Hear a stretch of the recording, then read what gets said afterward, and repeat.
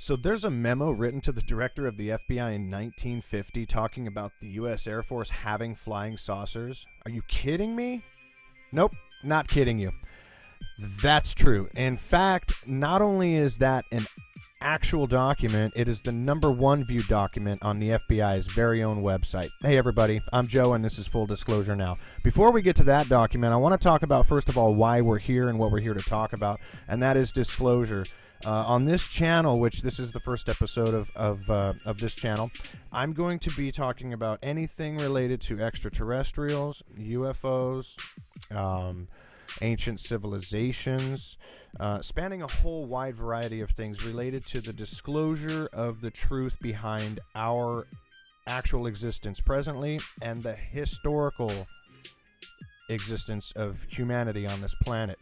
And I'm going to do my best to try and stay out of the disinformation fringe of all of that, which is super hard with this subject. As anybody knows who follows these types of controversial issues, it is riddled with confusion, with disinformation, with sanitization through the scientific communities, through the political communities, and through several different social aspects of just everything that we deal with.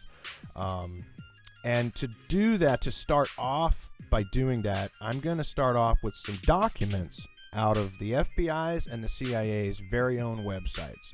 Now, this is not necessarily to prove that extraterrestrials do exist or that UFOs are free energy-powered devices that are traveling on the Z-plane of travel, you know, levitation, anti-gravity, what the pop culture would call anti-gravity, which I would argue is more of a mass cancellation effect in a physics manner of speaking. But enough said with that. That kind of does sum up why we're here and what we're here to talk about. Now today, this is going to be kind of fun because I'm going to go ahead and step you guys through. We're going to start off with the CIA's website. There's a very interesting foreign press note here that was actually published in 1989 regarding some happenings in 1988 in the USSR, where there were a multitude of UFO sightings. And what we're going to do is you're going to go to the Central Intelligence Agency's website, and I'm going to leave the links in the description below to both of the websites we're going to be visiting today. Very easy to find. And what I did was I just punched in UFO once I got to the reading library, and there's so many documents here that we could go through. And we'll probably go through quite a bit of them on this channel eventually, but today we're going to go to page 2. And as you scroll down here, you're going to find one that says USSR multitude. Wow, where'd it go? They didn't take. Okay. USSR media report multitude of UFO sightings. And we're going to open up that PDF file. And boom. Or boom. There it is. Okay. And the first paragraph, we could go through this whole thing, but I don't want to take a whole lot of your guys' time today. I'm going to try and keep my videos within the 10-minute mark if I can. They may get longer as my production and editing abilities get better. This is my first video. I work a 40-hour a week job. I've got other things on the side as well. But this is a huge interest to me. I don't have a lot of time to do editing and to do all of, you know, super production stuff that other guys and girls are doing on YouTube. So that's why you'll see the format that I'm starting off with is pretty rudimentary. And so with that being said, I don't want to take a whole lot of your time reading each and every line of these documents. Please do that for yourselves. I also don't want you to believe anything that I'm saying on my channel. Please investigate the stuff for yourself. Most of the stuff I don't find to be 100% factual. What I find it to be is absolutely interesting. And with many of the questions I answer through this subject, it just raises more and more questions. And so we're going to get to why we're at this document now. And the first page is discussing that there have been a multitude of sightings in the USSR. And then it gets on to be more specific right here about a specific instance at an area called Hill 611 near the village. And you know what? I'm not even going to try and pronounce these Russian names. I'm going to butcher them, and that would just be horrible. So what it was talking about is a huge flying sphere that crashed into one of the hill's twin peaks near this Hill 611 in the USSR.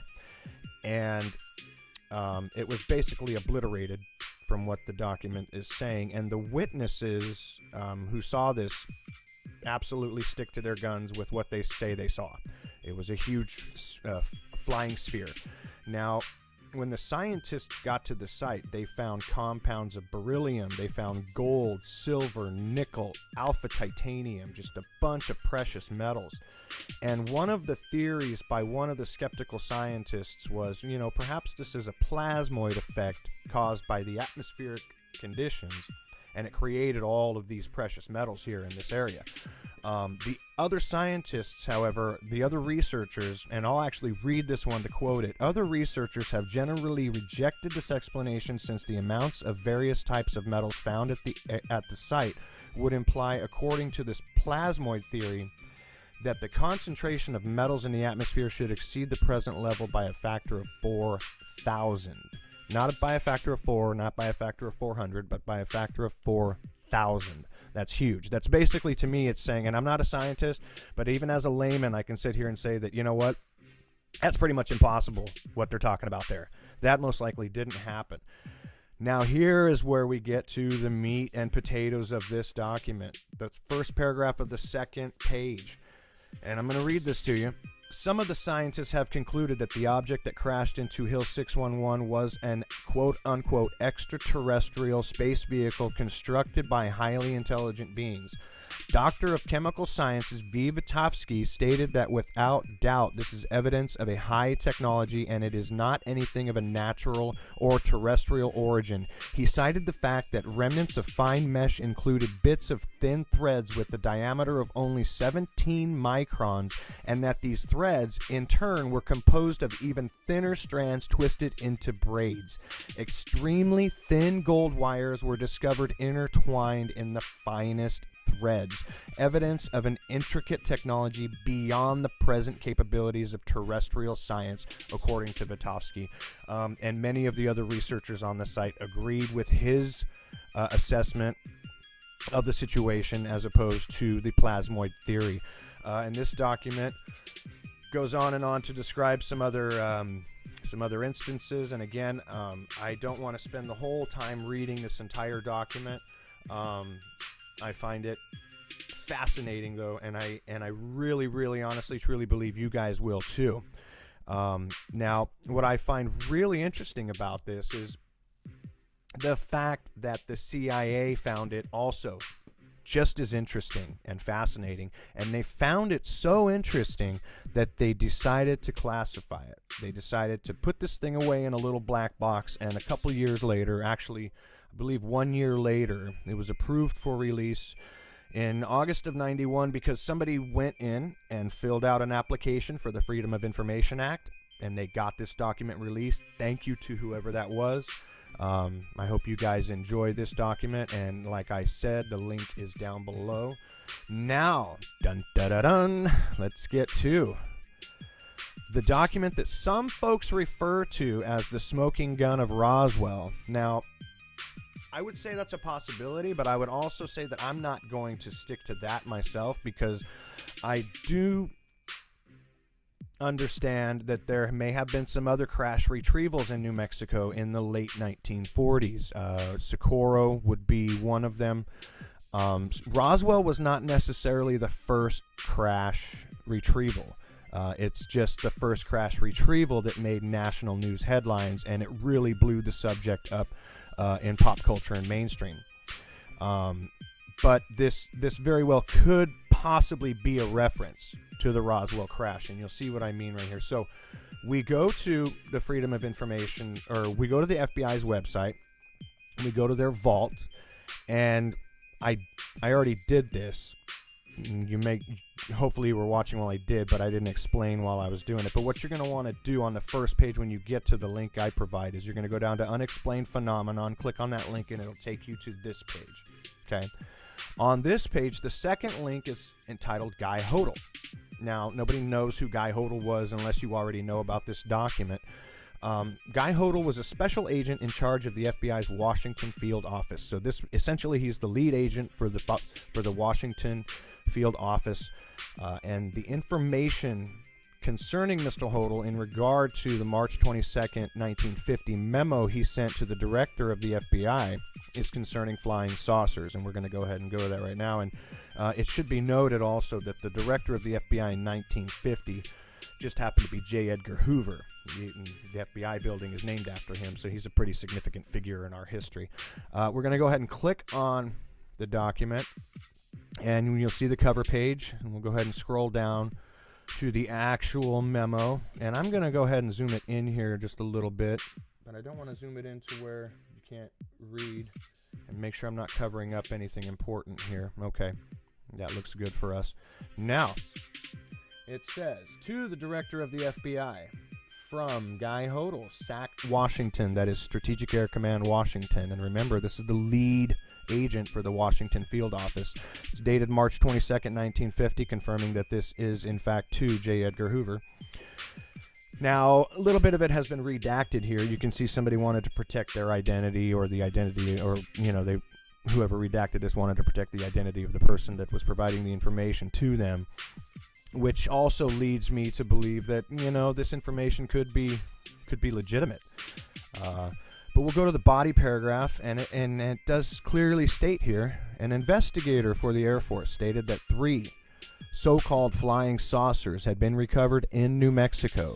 They were described as being circular in shape with raised centers approximately 50 feet in diameter. Now, there's other information correlating to this that from other places, from witness testimony. In fact, through the Disclosure Project that's headed by Dr. Stephen Greer, there have been witnesses that have come forward that have stated that the diameter of these saucers is very close. Okay, about 50 feet in diameter for the ones that were recovered.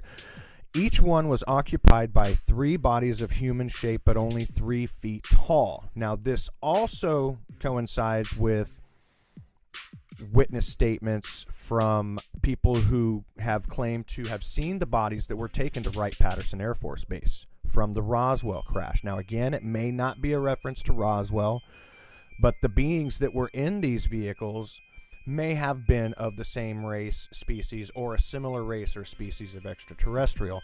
So the fact that they're 3 feet tall is very, very interesting. Now it goes on to describe what they were wearing. Dressed in a metallic cloth of a very fine texture. Each body was bandaged in a manner similar to the blackout suits used by speed flyers and test pilots. Now, right there, they're just trying to use what they only know as a reference. I would imagine they were far more advanced. It was a far more advanced technology that was used to develop the suits that were worn by these beings. Now, the next paragraph, it goes on to describe, kind of in an anthropocentric kind of way, like we're so superior that our radar dome is going to take out an interstellar vehicle.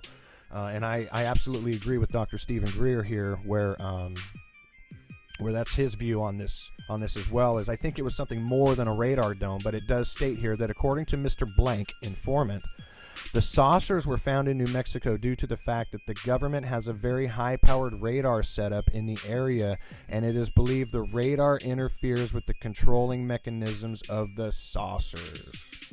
Now, again, we're not so advanced that our radar domes, which just bounces a radio wave out, and then if it hits an object, it bounces that back, and it tells us the approximate size of that object and about how far it is and about how fast it's traveling. That's not going to take out a flying saucer. Guaranteed, without a doubt. Now, there has been speculation as to whether or not these were some of these crash retrievals that we're talking about, like Roswell. First of all, there's the weather balloon theory. I think that's crap. We can go ahead and say it. There's ideas that perhaps they were German, Nazi, after the war some type of secret technology that perhaps the Germans were working on, or even the Russians. Maybe it was a Russian experimental craft. I don't believe that that's the case. If it was just the story of a vehicle crashing, that's fine. But there's so much witness testimony. There's so many other facts coming from different areas that indicate the size of the bodies, that talk about what they were wearing. That all just start to put the puzzle together and all start to come together and kind of make more sense than this other narrative that just doesn't make any sense to me at all. You guys can let me know what you think about all of that. Let me know in the comments below what you guys think about the two documents I presented. If you have any documents in mind that you want me to go over on this channel, leave that in the comments below as well. Anything you guys want to talk about that's disclosure related, ancient technology, ancient civilizations. Let's talk about the pyramid. Let's talk about the fact that, hey, the Sphinx is a lot older than they're saying it is if you look at the weather erosion on the enclosure of the Sphinx. Let's talk about rewriting our history books. Let's talk about releasing free energy. Whatever you guys want to talk about, leave it in the comments below. I hope you enjoyed today's episode with these documents again. And please like the video if you enjoyed it. And please don't forget to subscribe and share this video and share the content with your friends. This is what I have found is one of the easiest ways to convince people that perhaps there is something here worth looking at. Hey, if the U.S. government thought it was worth looking at, why shouldn't we look at it, right? I mean, we pay them to do what they're doing, don't we? So we should be looking at this as well. And clearly they've been looking at it for a very long time. The first document I show you is from 1950. I'm sorry, the second document I show you is from 1950.